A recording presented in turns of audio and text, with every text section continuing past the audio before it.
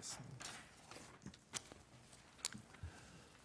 187항은 최소원이 한 얘기라서 한번 물어보겠습니다. 최소원의 20판정에서 대통령의 정책 규조가 굉장히 강하고 나라를 어떻게 끌고 갈지에 대한 철학이 분명하기에 본인은 대통령이 이미 결정을 내린 부분에 대하여 단지 참고 의견을 드릴 뿐이다라는 취지로 정언한 바 있는데 정인이 보기에도 그렇습니까? 아까도 말씀드렸지만 제가 제일 참 가슴 아프게 생각하는 부분 중에 하나가 그겁니다. 대통령님은 굉장히 본인의 철학과 소신이 뚜렷하세요. 그리고 그런 부분에 대해서 표현도 되게 잘하시고, 근데 지금 이상하게 지금 이게 좀 알려지고 있어서 참 마음이 아픕니다. 세월호 사태 중복되는 다 생략하도록 하겠습니다. 188항입니다. 그 당시 세월호 당일 4월 16일입니다. 정의는 몇 시에 출근했죠? 기억나지 않습니다. 안 나고. 어디로 출근했습니까? 부속실로 출근했습니다. 부속실로. 네. 189항은 아까 물어봤으니까 됐고요. 190항 또 생략하겠습니다. 191항 또 생략하겠습니다. 192항 또 생략하도록 하겠습니다. 194항 이제 관저 집무실 이런 얘기가 있어서 한번 물어보겠습니다. 대통령 업무를 수행하는데 관저 집무실이라고 있죠, 그죠? 관저 집무실 좀 언론 보도도 많이 봤죠. 이게 네. 본관 집무실과 비교해서 뭐 어떤 차이가 있습니까? 기능적으로?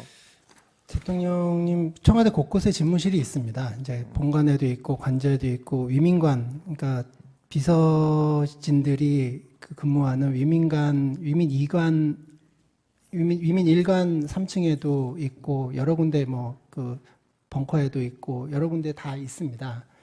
근데 이제 주로 많이 사용하신 데가 본관, 관저, 그다음에 위민관의 집무실 이게 세 군데 주로 많이 사용하셨는데 대통령께서 관저에 계신다고 해서 그게 쉬는 게 아니라니까요. 제가 아까도 말씀드렸지만 이분은 24시간 정말 가족도 없고 아무것도 없기 때문에 아주 그거에 그냥 그 업무에 파묻혀서 사시는 분이고 그래서 제가 종종 다른 사람들 특히 부속실 직원들이나 다른 사람들한테 종종 얘기한 게 대통령이 이제 좀 놀아야 되는데 좀 쉬셔야 되는데 쉬셔야지 뭔가 창의성도 나오고 그러는데 맨날 놀지 않고 그냥 저렇게 일만 해가지고 참 문제다라는 얘기들을 많이 했고 우리 대통령의 문제점은 제가 보기에는 오히려 너무 만기칠람식으로 그걸 다 보시고 본인이 하나하나 챙기는 게 문제지 이거를 뭘 안 보고 이러는 게 문제가 아니거든요. 그러니까 제가 몰랐는데 얼마 전에 대통령께서 세월호 관련해가지고 자료 제출했다는 거 신문에 난 걸 보니까 점심시간 이후에 최원영 고용복지수석하고 기초연금 관련해서 한 10여 분만 통화하셨다 이런 것도 있던데 하여간 관저 보면은 늘 잠깐 이렇게 체크해가지고 수시로 통화하시고 그러고 12시 그러니까 대통령께서 그날 점심 식사를 하실 때 어떻게 하셨는지는 제가 모르겠어요. 안 봤기 때문에. 근데 일반적으로 식사하시면서 뉴스 이렇게 틀어놓고 보시면서 천천히 드시는 경우가 많이 있거든요. 근데 이제 저 같은 경우는 밥 먹으면서 그렇게 전원 구조됐다 그러니까 다행이다 그런 얘기를 했고 제 추측컨대는 대통령께서도 뭔가 좀 12시 50분에 기초연금 관련해서 수석하고 10여 분간 통화하시고 그럴 상황이면 뭔가 좀 마음 편하게 다른 업무를 보시지 않았을까 그런 생각이 듭니다. 그러니까 이게 본인이 김장수 실장한테 전화하시고 잘 구출하라고 전화하시고 또 그것도 못 믿어가지고 한번 또 하고 해경청장한테도 또 하고 그러면은 아니 지도자가 자기가 직접 구하는 것도 아닌데 해당 담당 책임자한테 전화해가지고 지시하고 그 다음에 보고를 받는 게 저는 당연하다고 생각을 합니다. 물론 이렇게 지금 큰 희생자가 발생했기 때문에 왜 좀 더 잘하지 못했느냐라고 질책하고 비판하고 이런 부분에 대해서는 그거는 정부가 감내해야 될 건 숙명이라고 생각을 하고요. 그거는 누가 얼마나 이렇게 비판을 하더라도 그거는 어쩔 수 없지만 마치 그 시간 동안 아무 일도 안 하고 마치 뭐 구태느니 뭐 이런 식으로 뭐 누구를 만나고 뭐 미용 시술 받지 않았냐 이런 식으로 하는 것은 우리가 누워서 진짜 누워 침 뱉기라고 생각합니다. 적어도 우리나라 대통령이 박근혜 대통령뿐만 아니라 뭐 이전에 이명박 대통령, 노무현 대통령, 김대중 대통령 어느 누구도 국민들이 무슨 이렇게 사고 났는데 그렇게 딴짓할 사람 없어요. 예, 그건 뭐 의견이가 됐습니다. 예. 그 피청구인은 관저집무실에서 세월호 사태에 관한 보고를 듣고도 청와대 본관 집무실이나 위기관리 상황실로 이동하지 않고 계속 관저집무실에서 업무를 봤죠. 예. 예. 관저집무실에서 계속 업무를 보고 대처하는 게 본관 집무실이나 뭐 아까 지하 벙커 그 위기관리 상황실로 옮겨 업무를 보는 것에 비하여 혹시 무슨 불편하거나 비효율적인 점이 있습니까? 근데 한번 예를 들어 보겠습니다. 위기관리 그 상황실은 전시나 준전시 혹은 외부 침략 세력의 공격이나 침략 징후, 아까 말했듯이 그런 핵실험이나 뭐 미사일 발사 뭐 이런 것 같은데 그 외에 이제 중대한 국가 안보 상황 등에 대비하는 것이 주된 목적이지 이 사건과 같은 해난 침몰 사고에 대처하는 데 있어서 그리 큰 효용이 있습니까? 그 관저 집무실에 비해서 어떻습니까? 그러니까 벙커는 기본적으로 그 대통령 취임 이후에 늘 이제 안보 관련해서 주로 이제 사용이 됐습니다. 딱 회의하실 때 보면은 이제 한미연합사부터 시작해가지고 각 전군하고 이렇게 쭉 연결이 되고 제가 그 위기 관리 상황실에서 예컨대 지금 돌이켜 봤을 때 거기서 세월호 사태에 대해서 보고를 받고 지시를 하는 게 편리한지 안 그러면은 관저 집무실에서 계속 그렇게 하는 게 뭐 어떤 장단점이나 이런 게 있습니까? 글쎄 이제 국민들한테 보여주는 측면에서라면 차이가 있을 수 있습니다. 보여주는 측면에서 이렇게 뭐 쫙 이렇게 해서 뭐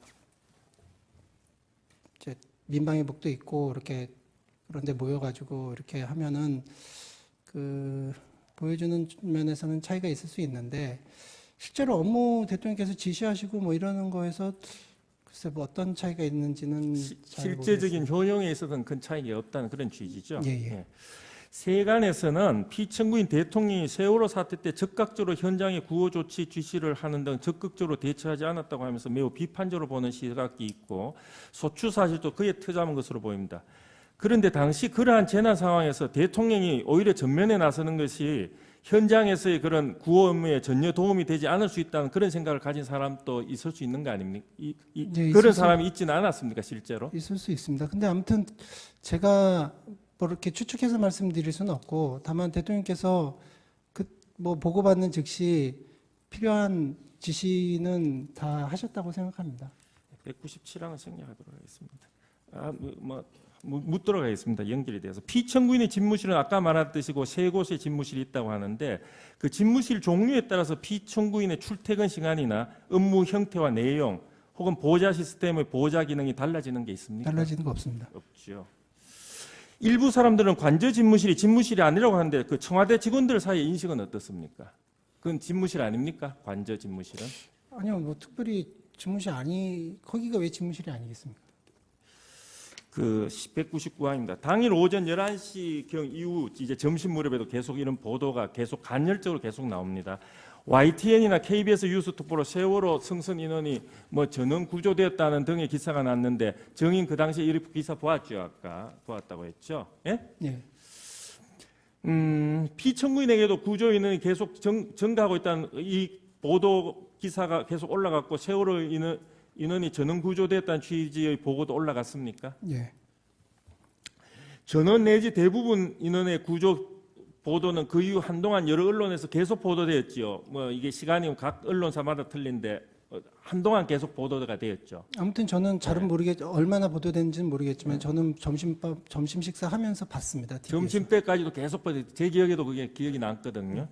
그 보도 이후에 청와대 분위기는 어땠습니까? 그 뭐 전원 보도니 뭐 대부분 구조니 이러면서 청와대 분위기는 제가 알지 못합니다. 근데 제가 같이 밥 먹던 사람들은 다 안도했습니다. 네, 안도요.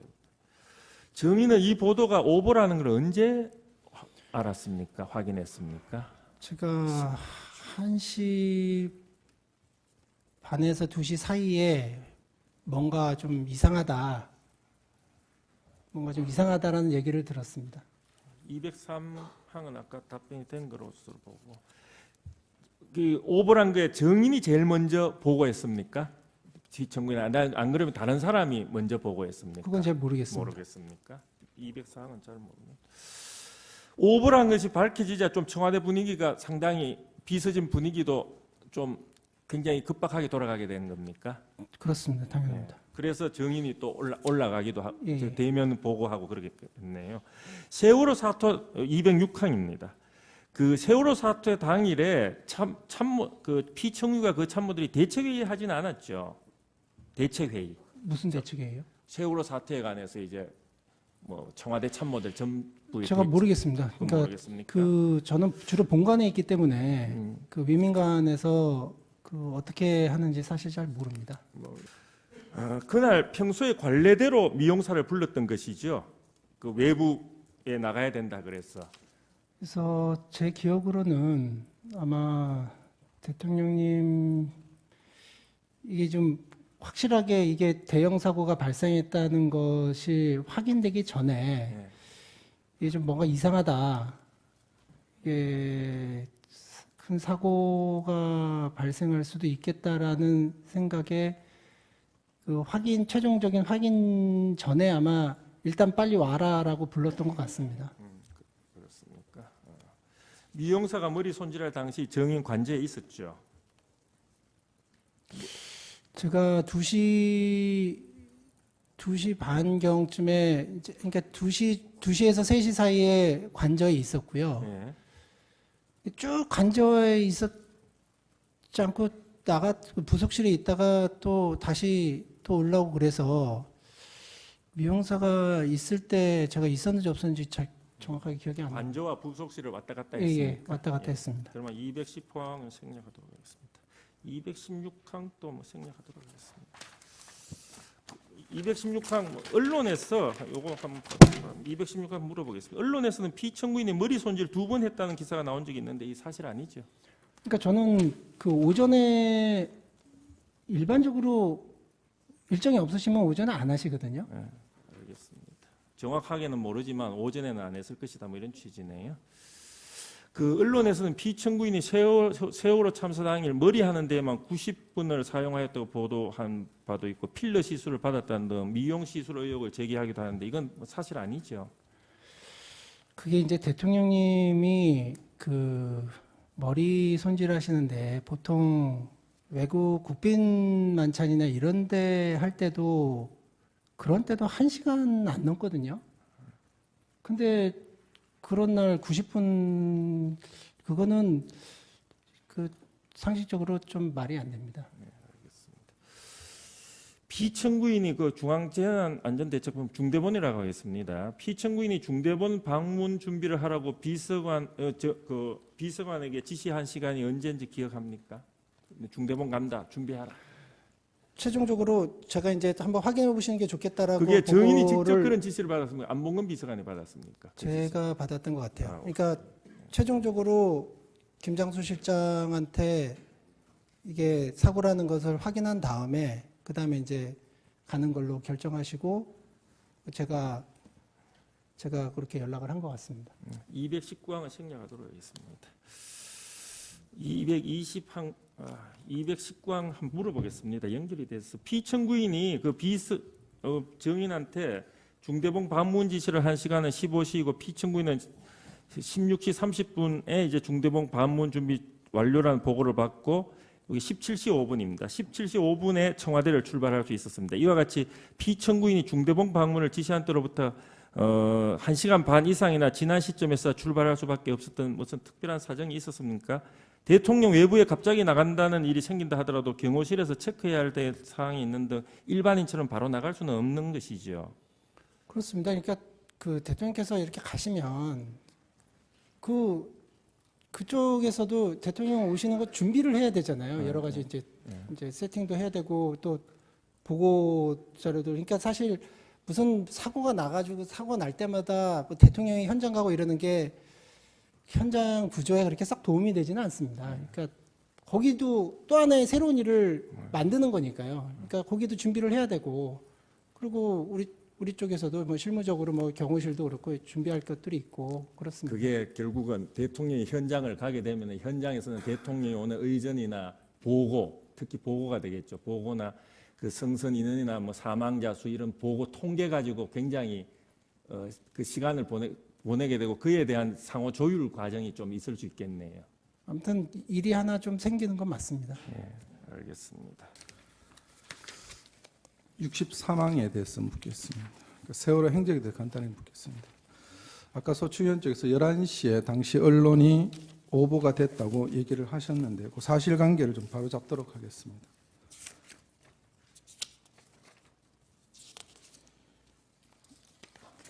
본 세월호에 대해서 처음에 전원 생존 구조가 됐던 게 11시 1분에 MBN에서 보도가 되고 있습니다.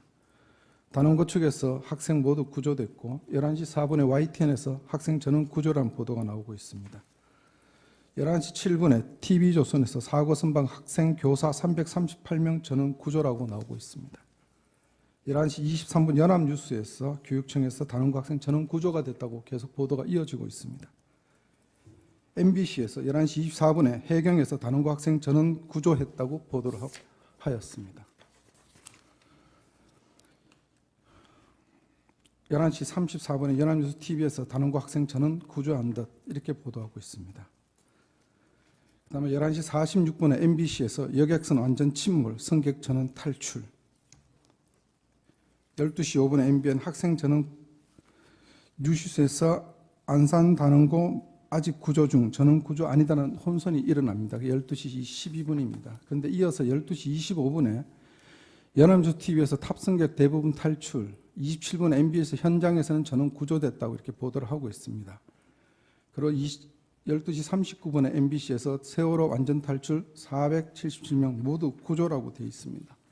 그 이후에 11시 7분에 정무수석실에서 저는 구조가 됐다는 서면 보고를 대통령께서 받으십니다. 그리고 11시 13분에 안보실장으로서 저는 구조란 유선 보고를 받습니다.